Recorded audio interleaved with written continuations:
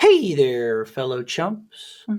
And today, I'm going to be testing out a bunch of different microphones just so I can hear how they compare to each other. I'm running everything through the same exact hardware chain, which is a Warm Audio 1073 into a Purple Audio 1176 into a Clark Technic LA2A, and then that's going into a Focusrite 18i20. There's not going to be any mixing. The only thing that I'm going to be periodically changing for each mic is the input gain on the preamp, because every mic has a different output volume and our ears tend to think that louder is better. So you'll hear one mic that just has a way louder output and go, oh, that mic's so much better than that other one, when really the other one was quieter and it just needed a bigger boost in order to equalize it. But outside of that, I'm not doing anything to mess with these microphones. I'm gonna have each one on this little stand with the pop filter, and I'm gonna talk about each microphone, and then I'll do a quick little vocal segment. Again, not mixed, so no reverb, no extra stuff. And then you can let me know which one your favorite was. We're gonna be doing some dynamic mics, we're gonna be doing some condenser mics, we're gonna be doing some ribbon mics,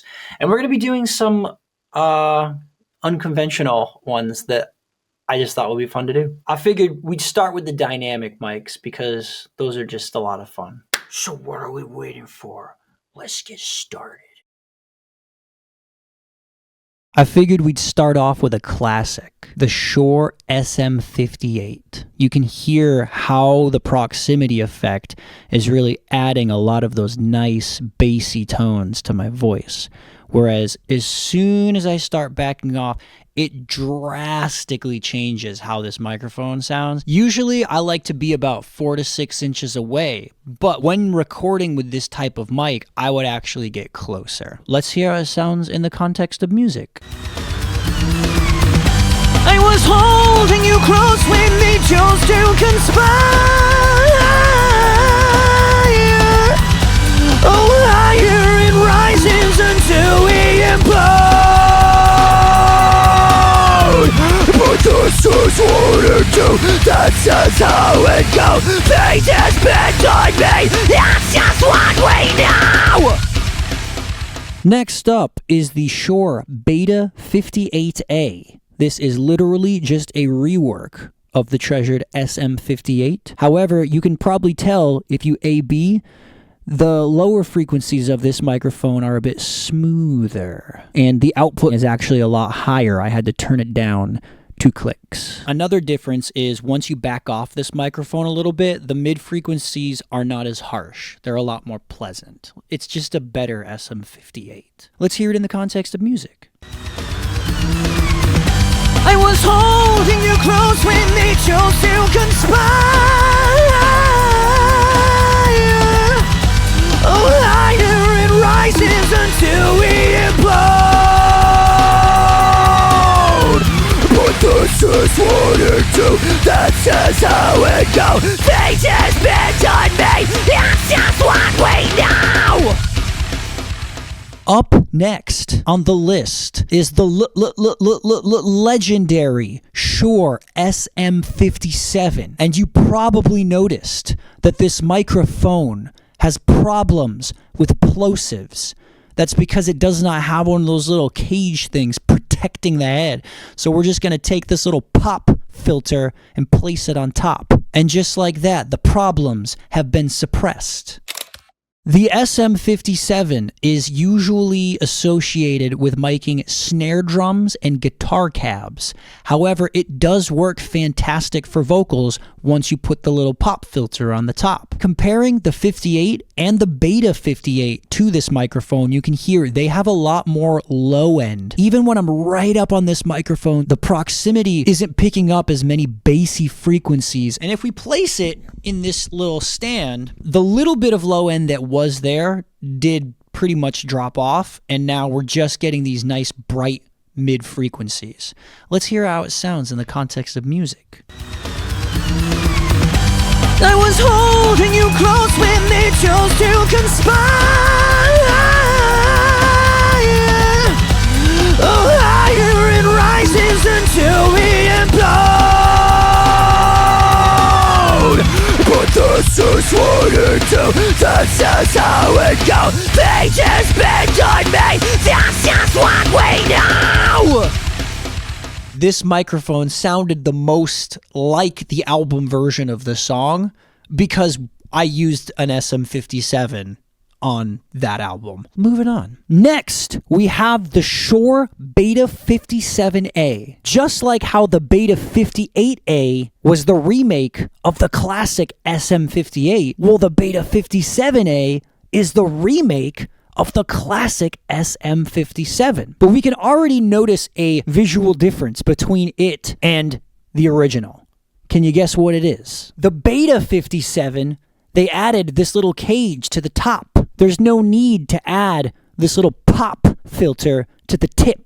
And just like the original 57, even when I'm right up on this thing's grill, we're not getting tons of bassy frequencies from the proximity effect. But let's check it out in the context of music first. I was holding you close when they chose to conspire. Oh, higher it rises until we implode. But this is what it do. That's just how it go. Fate has been on me. That's just what we know. I am sure we all saw this one coming. But here we have the Shure SM7B. I bet you never thought you would see one of these in my hands, let alone have my voice going into it, because it is publicly known that I fucking hate this mic. I hate the way it looks, I hate the way it feels in my hand, and I hate the way that it sounds when most people mix it. It's just such a gross microphone, which is ironic because it's virtually identical to the SM57, which I love. And that microphone is virtually identical to the SM58, which I also love. But I just don't like this microphone. However, now that I have it running through my gear, instead of some idiot just plugging it directly into their interface, it sounds really nice. It doesn't have any disgusting low end. It's really mellow with the mid frequencies. There's no harshness. It sounds very natural and aesthetically pleasing for spoken word. However, let's find out if it sounds good for vocals. The double pop filter looks ridiculous and is quite redundant. However, I want the exact same test for every microphone, so we're doing it anyway, and it doesn't seem to have affected the sound very much at all. So let's send it. I was holding you close when they chose to conspire. Oh, higher it rises until we implode. But this is what it do. This is how it goes. Fate has been on me. That's just what we know. There was some of those muffly frequencies that I don't like. However, you can EQ that out in post, so it was fine. Here we have the Shure Beta 52A. Now this is one of my favorite mics when it comes to vocals. The tone is absolutely immaculate. I am not sure if this is a remake of an original mic or not. To be honest with you, I don't really care. This mic is for kick drums. I just wanted to hear what it sounds like to put vocals through it. I was holding you close when they chose to conspire. Oh, higher it rises until we implode.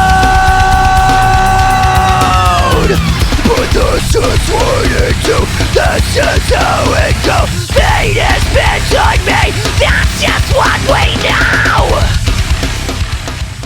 Sounds just as good as I thought it would. Next we have the Shure Super 55 Deluxe, which, if I remember correctly, is a remake of the vintage 1940s Shure 55, which was like the Elvis mic.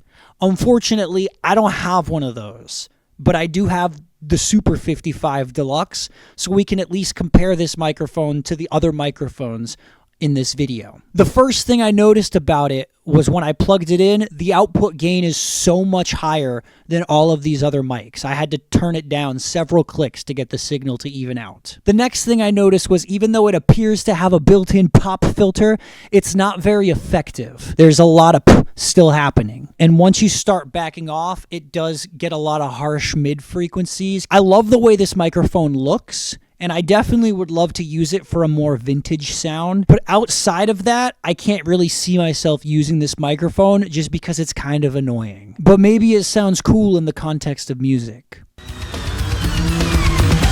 I was holding you close when they chose to conspire. Oh, higher it rises until we implode.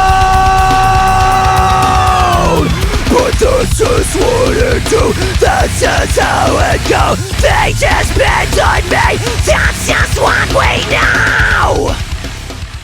I don't know, it's annoying. We are finally stepping onto a new shore as we move away from Shure microphones. And as you might have guessed by the red, it is the SE V7. This is a microphone that, at least what I've noticed, it's been making its rounds. It's been gaining a lot of popularity over the last couple of years. Like an SM58, it's quite durable, and it's also quite cheap. I think it's like 10 or 15 bucks cheaper than an SM58. And as you probably noticed, even though my lips are right up against this, we're not getting a lot of the bassy frequencies that happen with the proximity effect with the SM58 and the Beta 58A. Let's see how it sounds with music.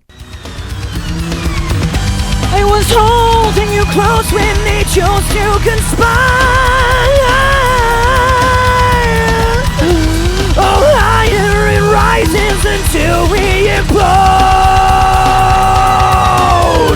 But this is what it do, that's just how it goes. They just bend on me, that's just what we know. There was a lot of sibilance that I heard that was taking me out of the performance. It was piercing my ears. That's definitely something that I would need to pre-EQ out of it, or it would just bother me and fuck up my recording. So those are my thoughts on the SE V7. Next, we have what is probably one of the coolest looking microphones on my list. It's the Telefunken M80. I've used it live quite a bit. I really enjoy the sound. I've never recorded with it, so I don't know how it's going to sound in the context of a mix. There's also a lot of high end on this, which has me worried because we might get that nasty sibilance we got with the SE V7. But there's only one way to find out. I was holding you close when they chose to conspire. Oh, higher it rises until we implode. But this is what it do, that's just how it goes. They just bend on me, that's just what we know. At first, I wasn't really feeling it, and I was like, I just hyped up this microphone, now it's letting me down. But once we got to those false chord highs, it added this crispiness that I was not hearing from any of the other mics so far, and I think that redeemed it a little bit. Next microphone is a little bit of a shitpost. It is the Audix D2, little baby microphone. The reason I say it's a shitpost is because this mic is usually used for rack toms, but a microphone is a microphone. I thought, hey, let's see what happens if we try to run some vocals through it. Right off the bat, I noticed it is extremely bassy compared to these other microphones, and it's not handling the plosives. But who knows? Maybe once we get the pop filter in front of it, maybe it could be a shining star. There's only one way to find out, right? We'll see. I was holding you close when they chose to conspire. Oh, higher it rises until we implode. But this is what it do, that's just how it goes. They just bend on me, that's just what we know. I might be onto something. Put it in the comments if you think I'm onto something. And you know, since we're in the middle of a shit post right now, I figure let's also test out the Audix D4, which is like the fat younger brother of the D2, even though he's still a new baby mic. Let's stop wasting time and see how it sounds. I was holding you close when they chose to conspire. Oh, higher it rises until we implode. But that's just what it do, that's just how it goes. They just bent on me, that's just what we know. So unless I'm a freaking dumb, stupid idiot, all of the mics we've seen so far have been dynamic mics. A dynamic mic is essentially you got your diaphragm thing and you got like a coil of like wire and then there's magnets. And when the sound hits it, it goes...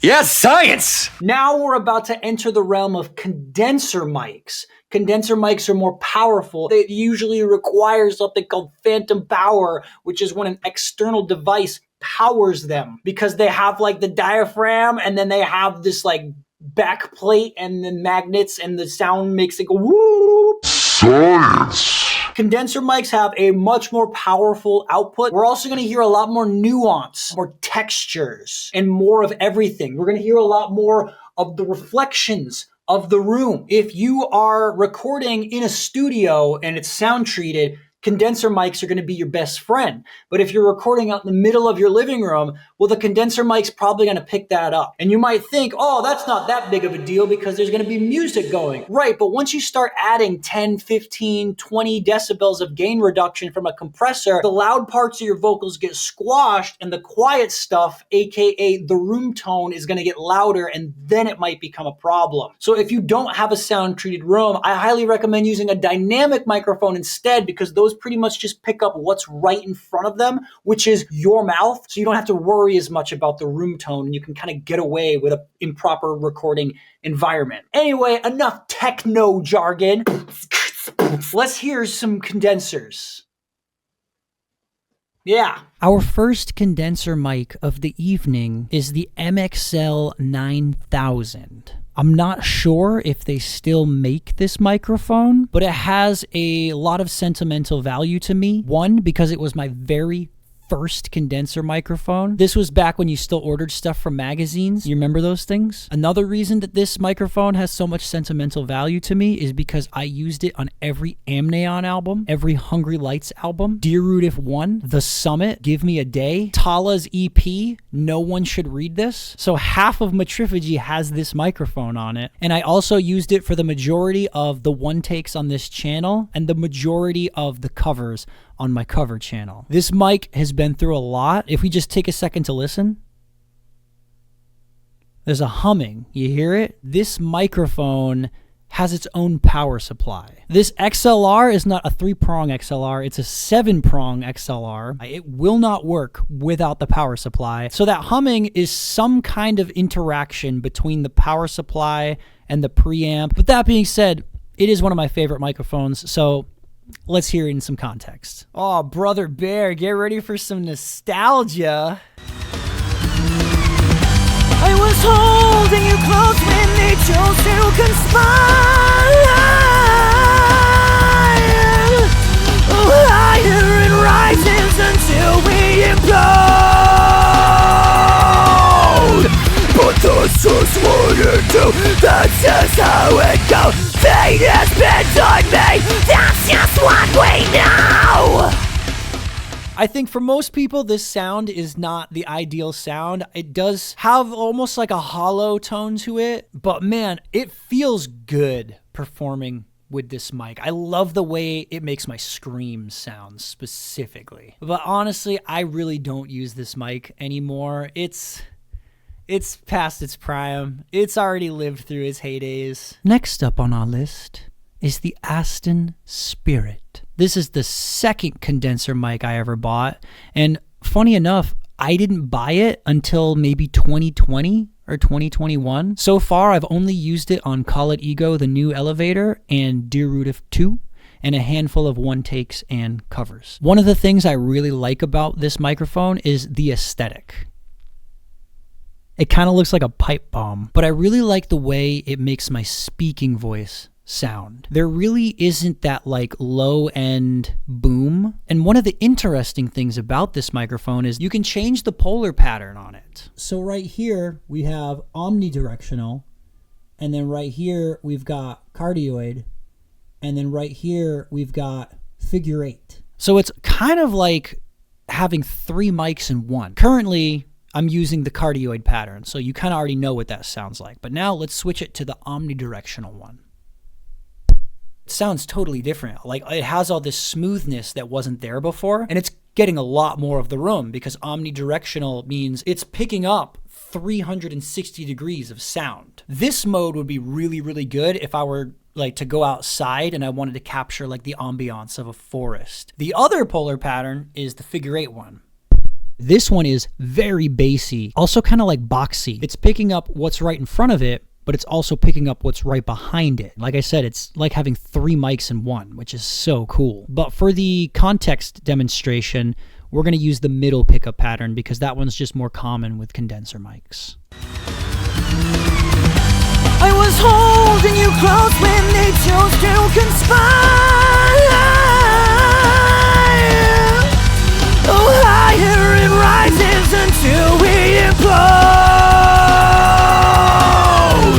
But that's just what it do. That's just how it goes. Fate has been on me. That's just what we know.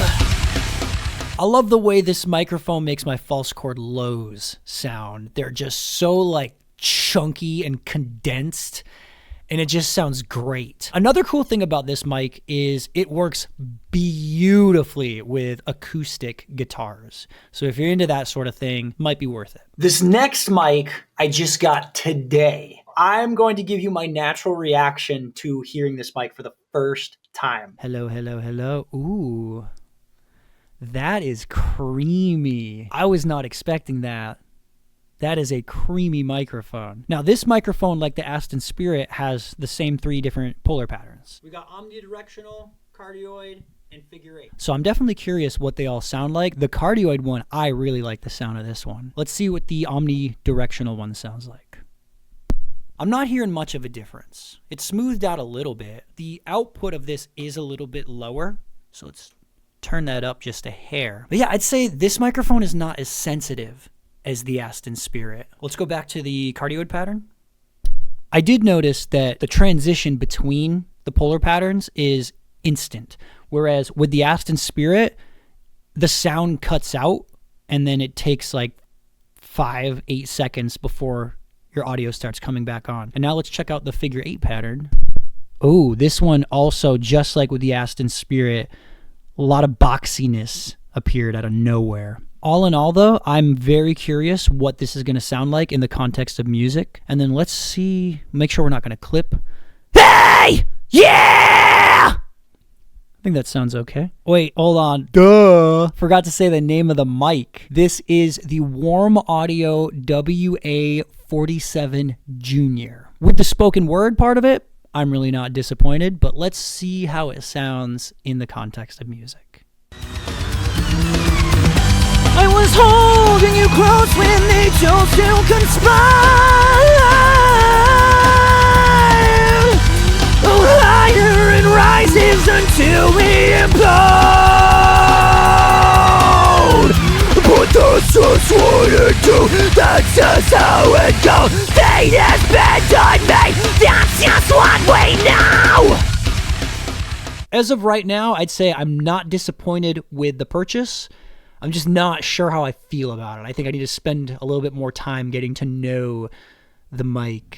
This microphone is the AKG C414. It is the most expensive microphone I own, and it makes me feel like shit because I don't like it. Not even a little bit. I don't know what it is. I just don't like it. And what is so absurd about that statement is this mic has 9 different polar patterns. And you might be thinking, Justin, your math is wrong. That's only 5. No, because look what happens when you hit it. Now we're splitting between two polar patterns. So you can split 4 times. 5 plus 4 is 9. I'm going to go through each one of these polar patterns so you can hear what they all sound like and get even more infuriated with me that I don't like a single one of them. This is the omnidirectional one. It's really picking up the room. Let's try splitting between that and cardioid. And now we're getting this. Let's switch to just the cardioid. There's like a nasally frequency that's really bothering me. Let's switch to splitting between that and like the middle one. That nasally frequency is not as prominent, but it's still kind of there. So it's still annoying me. This is the one I started with. It's that middle position, and this one really bothers me. It's too harsh. Now we're going to split between this one and the 4th position. This one, it seems like some of that harshness got smoothed out, but now there's like this top end that wasn't there before, and that's annoying me. Let's try doing just that 4th position. Now that top end section is gone, and there's a little bit more of like a bassy boost. Now let's split between that and the figure 8. It just sounded like it got boxier, and now let's try just the figure 8. It sounds like it both got better and more annoying at the same time. Literally every single polar pattern of this microphone just annoys me. But let's try to find one that I can tolerate. Hey, check, check, check, hello, hello, check, check, hey, what's going on? Hey, hey, check, check, check, hello, hello, hello. Honestly, I think the 4th position is the only one that is like not like driving me totally insane. But enough of me just taking a dump on this microphone. Let's hear it in the context of music and just move on, because I'm sick of hearing my voice with it. I was holding you close when they chose to conspire.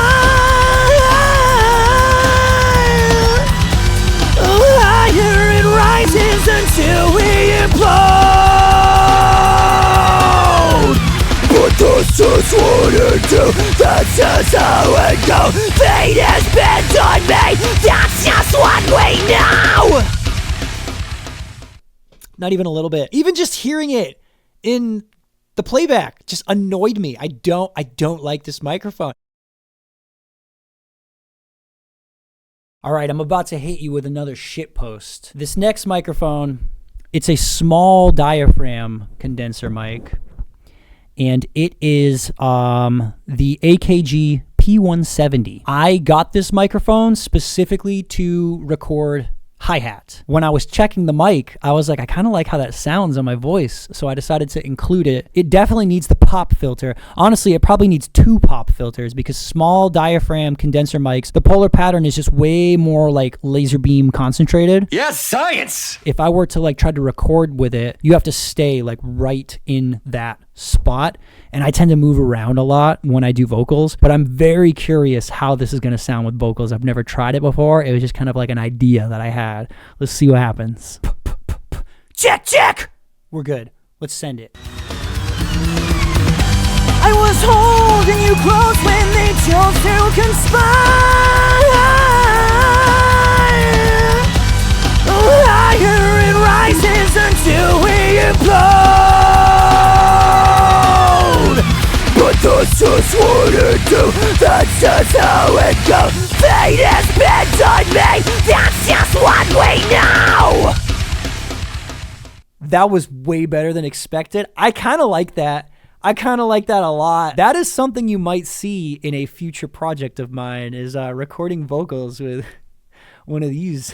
All right, all you frogs and badgers out there. I got one more condenser mic to show you, but unfortunately, it's another shit post. This is another small diaphragm condenser mic. I actually got 2 of these because I was using them for overheads to mic a drum kit, and I was like, you know, I could probably use those for acoustic guitar, because I know...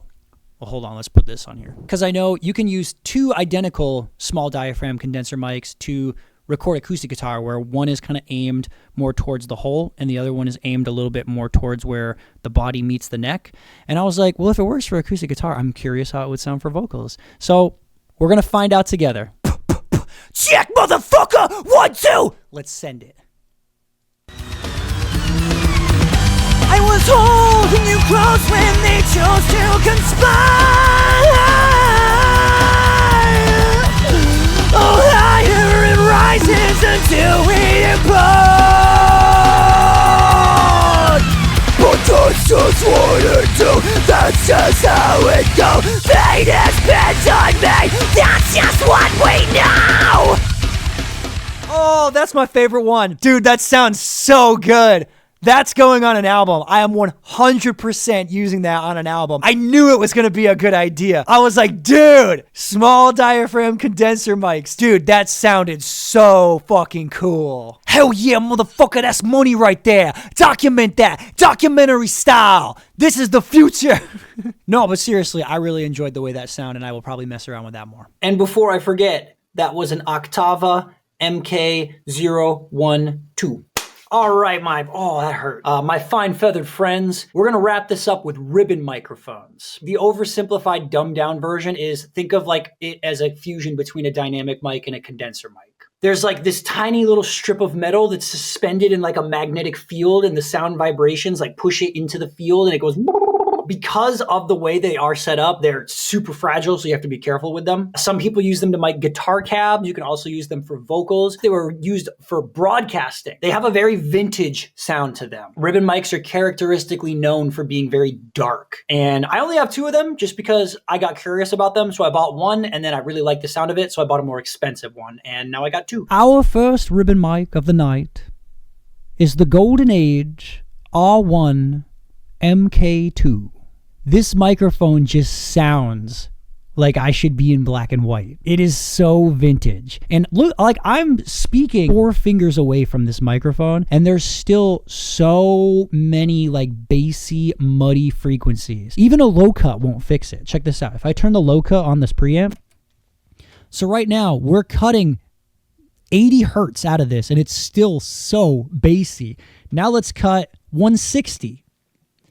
We are now cutting 160 out, and it's still so bassy. You'd probably have to do like a big scoop between 200 and 250 hertz to get rid of this. That's just how these microphones are. But you know what's really fun about these microphones is, like I said, they're used for broadcasting. So this one by default just has a figure 8 pattern.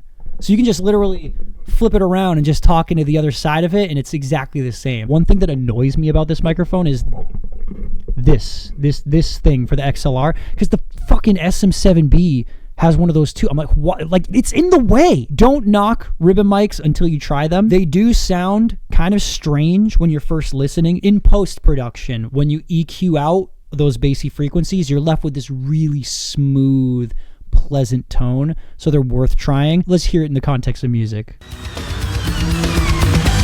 I was holding you close when they chose to conspire.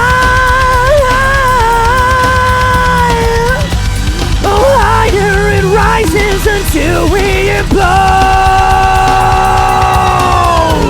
But that's just what it do, that's just how it goes. Fate has been on me, that's just what we know. Honestly, they're not that bad. There's 2 types of ribbon mics. So there's active ribbons and passive ribbons. This is a passive ribbon mic, meaning it does not require phantom power. It's basically like a dynamic mic.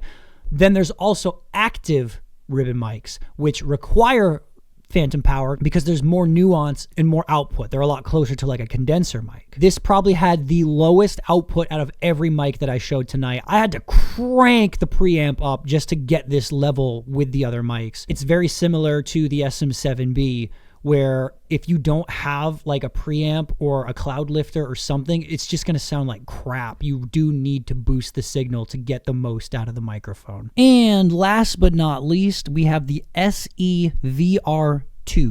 I'm 99% sure that this is an active ribbon mic.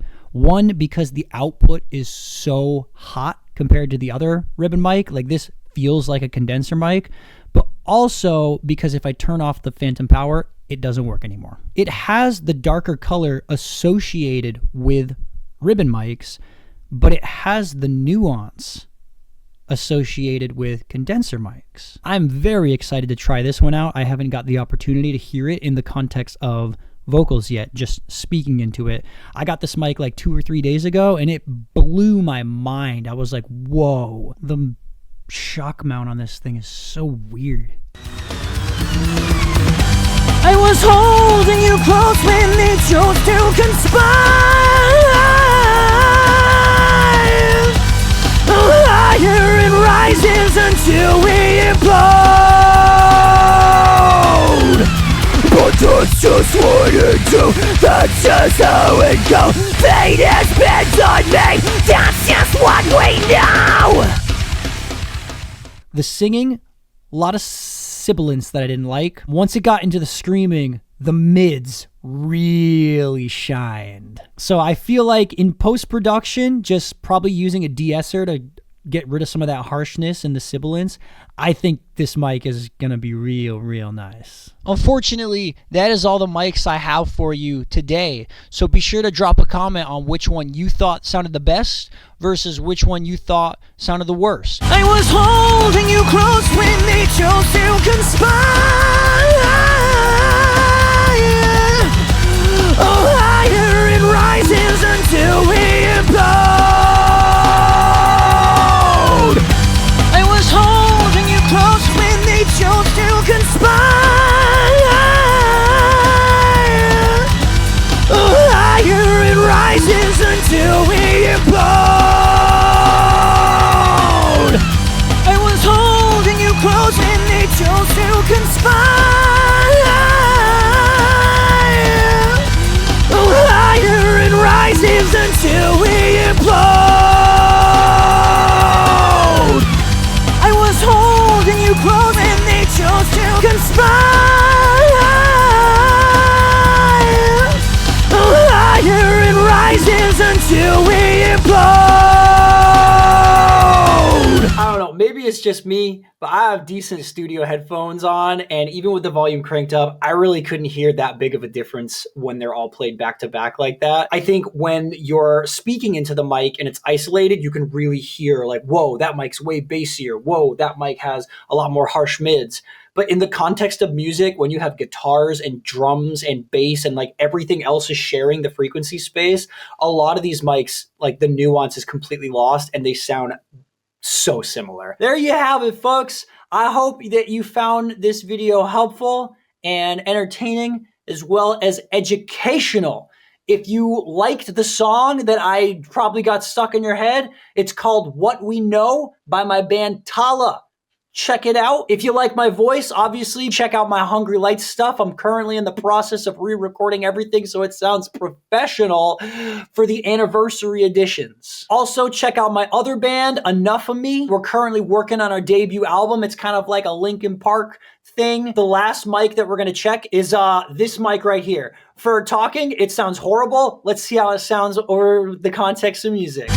I was holding you close when they chose to conspire. Oh, higher it rises until we implode. That's just what it goes. That's just how it goes. They depend on me. That's just what we know. Honestly, I'm pretty torn between that and the Beta 52A. Yeah, I don't know. We'll figure it out.